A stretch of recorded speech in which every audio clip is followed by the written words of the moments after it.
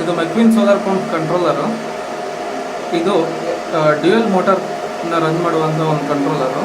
ಇವರಿಗೆ 2 ಮೋಟ್ರಿಗೆ ರನ್ ಮಾಡೋ ಥರ ಆಪ್ಷನನ್ನು ಮಾಡಿಕೊಟ್ಟಿದ್ದೀವಿ. ಪ್ಲಸ್ ಸೋಲಾರ್ ಮತ್ತು ಗ್ರಿಡ್ ಕನೆಕ್ಷನ್ ಎರಡನ್ನೂ ನಾವು ಆಪ್ಷನ್ ಆಗಿ ಕೊಟ್ಟಿದ್ದೀವಿ ಅವರಿಗೆ. ಅವರು ಇಲ್ಲಿ ಗ್ರಿಡ್ಡನ್ನು ಯೂಸ್ ಮಾಡ್ತಾ ಇಲ್ಲ, ಓನ್ಲಿ ಸೋಲಾರಲ್ಲೇ ಯೂಸ್ ಮಾಡ್ತಿದ್ದಾರೆ. ಯಾಕಂದರೆ ಅವರಿಗೆ ಸೋಲಾರಲ್ಲೇ ಸಫಿಷಿಯೆಂಟಾಗಿ ವಾಟರ್ ಬರ್ತಾ ಇದೆ. ಅದೇ ವಾಟರ್ ಅವರಿಗೆ ಸಫಿಷಿಯೆಂಟ್ ಆಗಿರೋದ್ರಿಂದ ಅವರು ಗ್ರಿಡ್ ಕನೆಕ್ಟನ್ನು ಮಾಡ್ಕೊಂಡಿಲ್ಲ. ಇದು ಮೋಟರ್ 1 ಮತ್ತು ಮೋಟರ್ 2ಗೆ ಸಪ್ರೇಟಾಗಿ ಚೇಂಜ್ ಓವರ್ ಸ್ವಿಚ್ಚನ್ನು ಕೊಟ್ಟಿದ್ದೀವಿ. ಇವಾಗ ಅವರು ಮೋಟ್ರ್ 1ಅನ್ನು ಓಡಿಸ್ತಾ ಇದ್ದಾರೆ. ಅದು 7.5 HP 150 ಮೀಟರು ಬೋರ್ವೆಲ್ ಪಂಪು. ಇನ್ನೊಂದು ಬಂದು 7.5 HP 30 ಮೀಟರು, ಅದು ಕೃಷಿ ಹೊಂಡಕ್ಕೆ ಹಾಕಿದ್ದಾರೆ.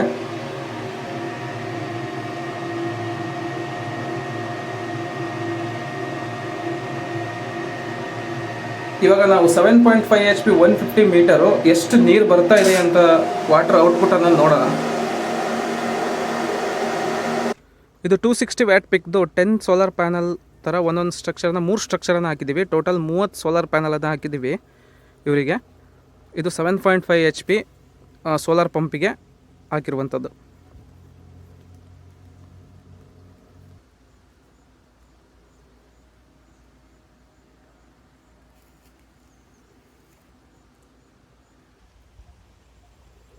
ಟೋಟಲ್ 30 ಸೋಲಾರ್ ಪ್ಯಾನಲನ್ನು ಹಾಕಿದ್ದೀವಿ 260 ವ್ಯಾಟ್ ಪಿಕ್ದು.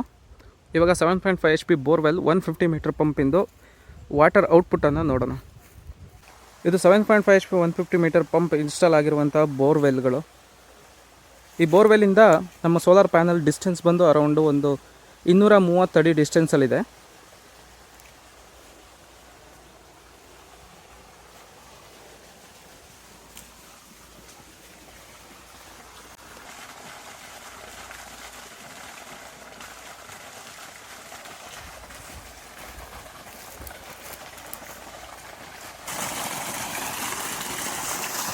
ಇದು ನಾವು ನೋಡ್ತಾ ಇರೋದು ವಾಟರ್ ಔಟ್ಪುಟ್ಟು.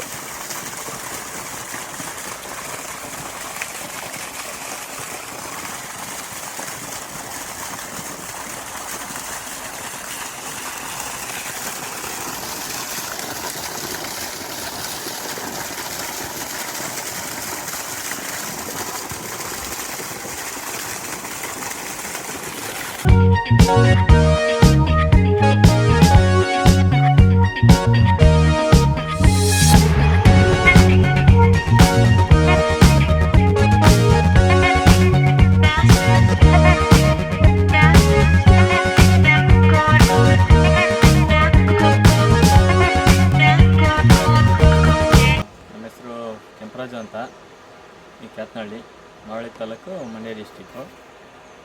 ನಮಗೆ ಒಂದು 8 ತಿಂಗಳ ಹಿಂದೆ ಮೆಕ್ವಿನ್ ಸೋಲಾರ್ ಕಂಪ್ನಿಯವರು ಸೋಲಾರ್ ಅಳವಡಿಸ್ಕೊಟ್ರು. ಇದು ಹಾಕ್ಕೊಟ್ರಿಂದ ತುಂಬ ಹೆಲ್ಪ್ ಆಗ್ತಿದೆ. ಕಡಿಮೆ ಬಿಸಿಲಲ್ಲೂ ನೀರು ಸಪ್ಲೈ ಆಗುತ್ತೆ. ಪವರ್ ಏನು ಅವಶ್ಯಕತೆ ಇಲ್ಲ. ಸೋಲಾರು ಬೆಟರ್ ಅನಿಸ್ತೈತೆ. ನೀವು ಏನಕ್ಕೆ ಸೋಲಾರ್ ಪಂಪನ್ನು ಹಾಕ್ಕೊಂಡ್ರಿ? ಕರೆಂಟು ವರ್ಕೌಟ್ ಆಗ್ತಾ ಇಲ್ಲ.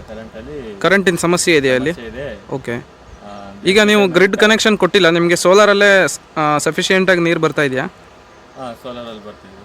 ಸೊ ನಿಮಗೆ ಇವಾಗ ಗ್ರಿಡ್ಡಿನ ಅವಶ್ಯಕತೆ ಇಲ್ಲ? ಇಲ್ಲ. ಓಕೆ. ತುಂಬ ಕಡಿಮೆ ವೋಲ್ಟೇಜಲ್ಲಿ ಅಂದರೆ ಮೋಡ ಇದ್ದವಾಗಲೂ ಪಂಪು ಆನ್ ಆಗುತ್ತಾ? ಆನ್ ಆಗುತ್ತೆ, ಏನು ತೊಂದರೆ ಇಲ್ಲ. ಫುಲ್ ಕಡಿಮೆ ವೋಲ್ಟೇಜಲ್ಲೂ ನೀರು ರನ್ ಆಗುತ್ತೆ, ಏನು ತೊಂದರೆ ಇಲ್ಲ. ಎಲ್ಲ ಟೈಮಲ್ಲೂ ನೀರು ಬರುತ್ತೆ, ಏನಿಲ್ಲ. ಬೆಳಗ್ಗೆ ಜಾವದಲ್ಲಿ 6 ಗಂಟೆಯಿಂದ 6 ಗಂಟೆವರೆಗೂ ಬರುತ್ತೆ, ಏನು ತೊಂದರೆ ಇಲ್ಲ.